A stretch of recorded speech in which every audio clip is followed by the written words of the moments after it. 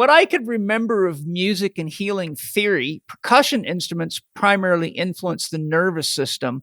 I'd love it if you can give us an overview of, I know this is very deep, so I don't expect you to, give us a whole book, but just some general concepts, I think, because it'll help people understand music as healing. If you could share, what are some of the instruments, frequencies, and influences that act on different parts of the body, the physiology or the psyche, such as heart rate, blood pressure, autonomic balance, mental, emotional stress? Like, as a man who makes music for healing, you must have sort of a deep knowledge of, if I want to shift somebody's heart or their breathing or their digestion, can you give us a bit of an expose of some of these concepts?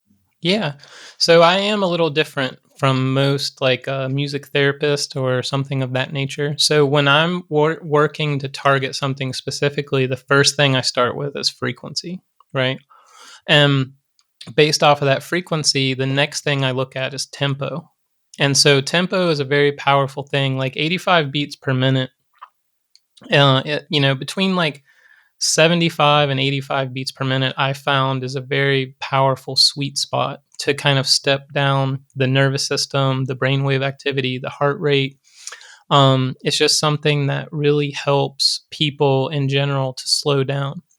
That's very fast. Yeah, well, it's in meditation you'll drop them down further, but I'm saying like anything that has like a hand drum or anything like that, you can get like a 75 to 85 beats per minute, and it really helps to step people down. And the other thing I should say is I don't like to start meditations off with meditation music. I know that probably sounds crazy, but like if we're hosting an event, the first 2 songs that we do are mid-tempo.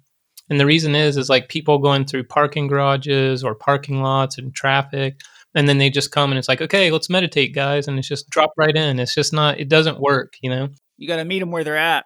Yeah, exactly. And so we meet them where we do some intention setting and some breath work, and we step them down with these mid-tempo songs, and it just starts downshifting. So the last song we end on might be 30 beats per minute, very, very chill. And so I found that also the intervals in between notes or chords has a very profound effect. Like if I play like a C chord, and the next chord in that progression would be G, right? So let's say that's where we're going with it, and we played C, and let's say I held it. I just held the sustaining chord, 1, 2, 3, 4, and we might go to 8, and then bring in the next chord, right? What that's doing is it's put that linger between the interval between those 2 chords. It starts giving the brain's like, where are we going? What's next? And then like as it starts getting into that tempo, like I could play a choppy rhythm, dun dun dun dun dun dun dun dun. But if I just play a one hit strike and then let it sustain to the next chord progression, what it's doing is it's telling the body, oh, okay, we're letting it linger.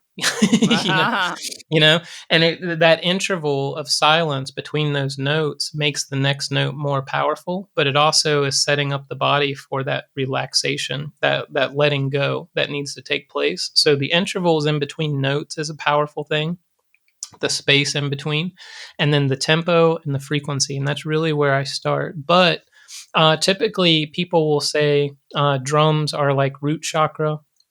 And some people even say heart, with drums, and there's different mindsets with it. But I found that guitar and flute are very, very powerful for throat and for lungs and for a lot of other things.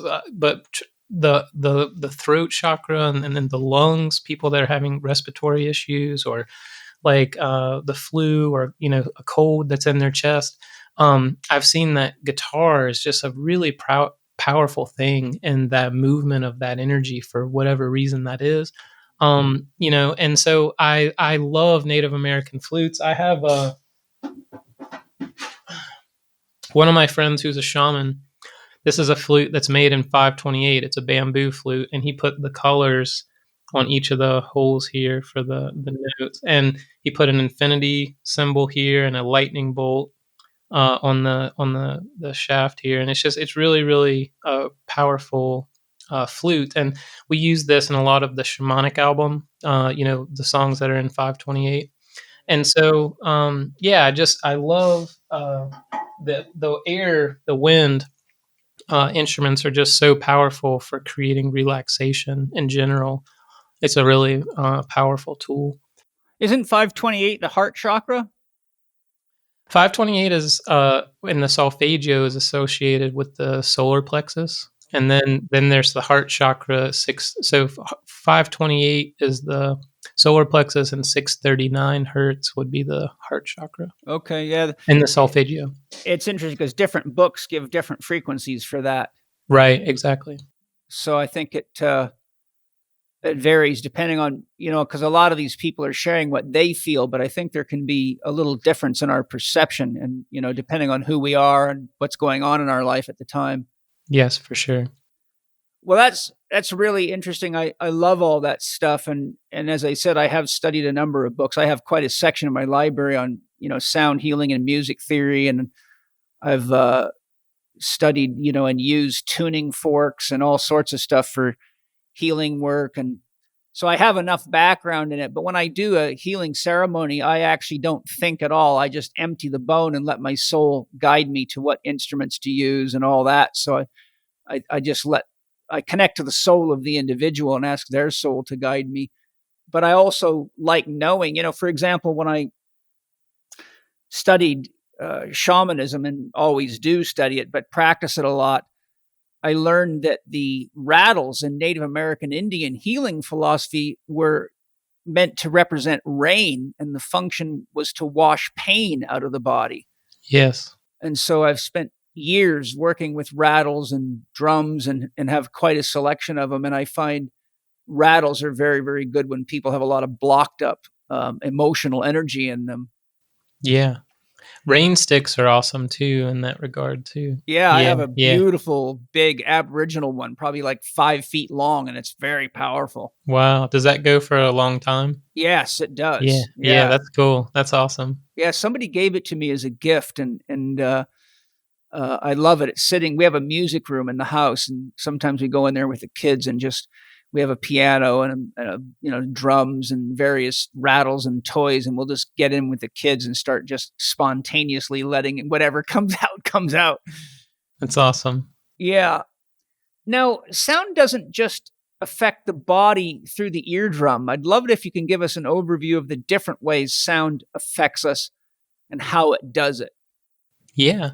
So it's interesting because sound has so many multifaceted ways in which it can stimulate. Like if you're familiar with the movie Alive Inside, have you seen that? No. Is it good? Okay. Yeah, it's awesome. I would highly suggest it. It's called Alive Inside, and it's a documentary about going to retirement communities, especially working with Alzheimer's and dementia, and using sound, using music to engage. And there's several video clips from there where people were just unresponsive. They put on headphones and played the music of their day, their era.